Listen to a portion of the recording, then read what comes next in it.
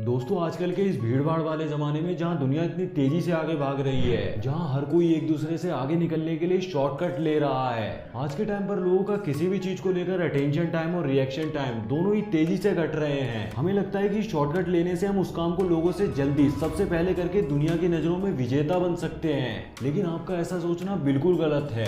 Psychological shortcuts आपका रास्ता आसान नहीं करते, बल्कि आपकी प्रोग्रेस, आपकी समझदारी कट शॉर्ट करते हैं। तो सबसे पहला साइकोलॉजिकल शॉर्टकट है माफ करने की जगह इग्नोर करना। हॉस्टल में साथ रहने वालों में बहुत जल्दी गहरी दोस्ती हो जाती है। मुझे भी लगता था कि वो मेरा पक्का दोस्त है, लेकिन जब एक दिन मैंने उसे दोस्तों में मेरा मजाक उड़ाते हुए सुना तो मुझे बहुत बुरा लगा। ऐसा 2 से 3 बार हुआ, फिर धीरे धीरे मैंने उसे इग्नोर करना शुरू कर दिया। इवन कुछ ही दिनों में मैंने उससे बात करना बिल्कुल बंद कर दिया और कुछ ही दिनों में अपना रूम भी चेंज कर लिया और अपनी पढ़ाई में व्यस्त हो गया। वैसे तो मैं खुश रहता, लेकिन जब भी दोस्त का जिक्र होता मुझे बुरा लगता और गुस्सा आता। उसकी हरकतों की सजा मैं खुद को दे रहा था, और वो भी केवल एक ही गलती के कारण, और वो गलती ये थी कि मैंने इग्नोर करने का शॉर्टकट लिया। ज्यादातर यही होता है कि जो इंसान हमें दुख देता है, तकलीफ देता है, तो हम उसे इग्नोर करने लगते हैं। हमारे लिए इग्नोर कर देने का शॉर्टकट लेना आसान है, लेकिन इससे चोट नहीं भरती और ना ही मन को शांति मिलती है। मन ही मन दोस्त को माफ करने के बाद मुझे समझ में आया कि हर इंसान में इनसिक्योरिटीज होती हैं, जिसके कारण वो पीठ पीछे बुराई करते हैं। माफ करने से मन हल्का हुआ और अगली बार जब दोस्त मिला तो हम मुस्कुराकर मिले और हमने बहुत बातें की। मुझे भी इस बात से बहुत आश्चर्य हुआ कि जिस क्रोध को, जिस कड़वाहट को मैं अपने अंदर दबाने की कोशिश कर रहा था, अब वो गायब हो चुकी थी। इसीलिए बिन मांगे माफ करो, क्योंकि कई बार लोगों को खुद ही नहीं पता होता कि वो अनजाने में दूसरे को दुख दे रहे हैं। इसीलिए लोगों से ये उम्मीद कभी भी मत रखो कि वो समझ पाएंगे या फिर आकर आपसे माफी मांगेंगे।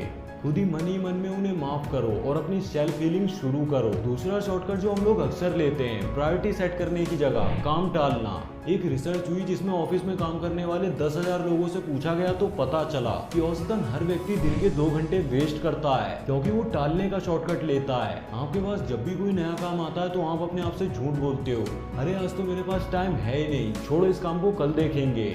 सच ये है कि सभी के पास 24 घंटे हैं। सच ये है कि आप अपनी प्रायोरिटी सेट ही नहीं कर रहे हैं। अपने कामों की एक प्रायोरिटी लिस्ट बनाओ और उसमें लिखो कि ये काम मेरी प्रायोरिटी पर है, इसे मैं पूरा करूंगा, और ये काम मेरी प्रायोरिटी लिस्ट में नहीं है, मैं इसे नहीं करूंगा। अपने सिर पर कभी भी अधूरे कामों का बोझ मत रहने दो, या तो काम करो या तो हटा दो। आप खुद से जितना सच बोलेंगे, जितनी प्रायोरिटी सेट करेंगे, आपकी सोच में उतनी क्लैरिटी आती जाएगी और आपकी डिसीजन मेकिंग एबिलिटी भी बढ़ती जाएगी। तीसरा शॉर्टकट जो हम नौजवान लेते हैं वो है करीबी संबंधों को गंभीरता से ना लेना। दोस्तों कई बार ऐसा होता है जब पिताजी बेटे को किसी वजह से डांट देते हैं तो बेटा भी गुस्से में आकर कुछ कहकर बाहर चला जाता है, लेकिन थोड़ी देर में उसे अपनी गलती का एहसास होता है कि पिताजी मेरे ही भले के लिए तो कह रहे थे, लेकिन मेरा ही बात रखने का तरीका ठीक नहीं था। और बेटा जब घर लौट कर जाता है तो पिताजी सामने ही बैठे होते हैं। बेटा पिताजी से नजरें नहीं मिलाता, यही उसने एक शॉर्टकट लिया। उसने सोचा कि मैंने गुस्से में बोल दिया था, ये बात तो पिताजी समझ ही गए होंगे। दोस्तों हम लोग भी यही शॉर्टकट लेते हैं, सबसे करीबी, सबसे आत्मिक संबंधों में छोटी छोटी बातों को अधूरा छोड़ देते हैं। हम दुनिया से तो सारी फॉर्मेलिटीज निभाते हैं, good morning, thank you, I am sorry तक बोल देते हैं, लेकिन हम उन रिश्तों में सबसे ज्यादा शॉर्टकट लेते हैं जो हमारे सबसे नजदीक होते हैं। एक आध बार चलता है, लेकिन बार बार शॉर्टकट लेने से आप दोनों को ही चोट पहुंचती है। क्योंकि सबसे बड़ा दुख दर्द यही होता है कि जब आप किसी को पूरे दिल से प्यार करो, उसका ख्याल रखो, लेकिन बदले में आपको उतना प्यार और अटेंशन ना मिले।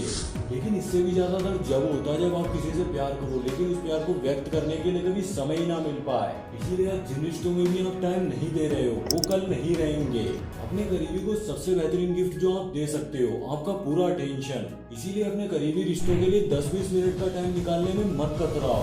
अटेंशन से अंडरस्टैंडिंग बनती है और संबंध बेहतर होते हैं। उसके बाद आपका समय और इमोशनल एनर्जी बचने लगते हैं। चौथा शॉर्टकट जो हम अनजाने में ले लेते हैं वो है चैलेंज एक्सेप्ट करने की जगह मेडियोक्रिटी में रहना। डेल कार्नेगी कहते हैं कि मेरा पहला जॉब लगा ऑफिस 1.5 घंटे की दूरी पर था। लोकल ट्रेन से आने जाने में 3 घंटे लगते और मैं उस समय किताब भी लिखना चाहता था, यानी उन 3 घंटों का उपयोग करने के अलावा मेरे पास कोई चारा नहीं था। डेल कार्नेगी कहते हैं कि मैंने लोकल ट्रेन के डिस्टर्बेंस में ही पढ़ना, सोचना और नोट्स बनाना सीखा है। मैंने इन 3 घंटों का पूरा इस्तेमाल किया। ये स्किल मेरे लिए बहुत काम आई। डिस्टर्बेंस के बीच में 20-20 मिनट कंसंट्रेट करना और कुछ नया सोचना। इस स्किल के दम पर मैंने अपने जीवन में 15 किताबें लिखी और 3 बिजनेस खड़े किए।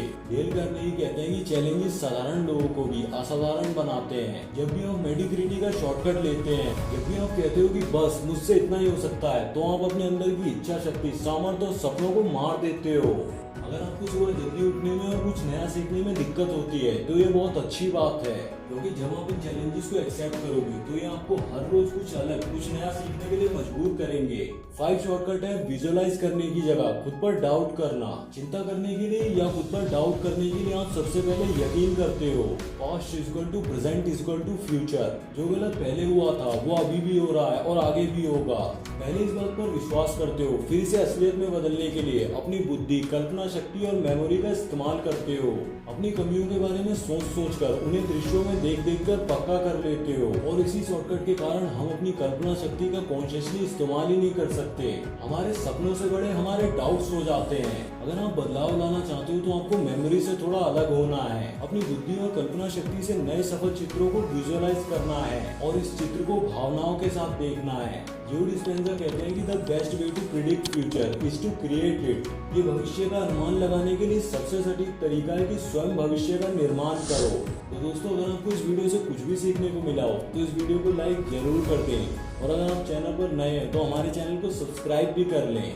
सो गाइस, आज की वीडियो के लिए बस इतना ही। मैं मिलता हूँ आपसे किसी नई वीडियो में न्यू टॉपिक के साथ। तब तक के लिए वीडियो देखते रहो और सीखते रहो।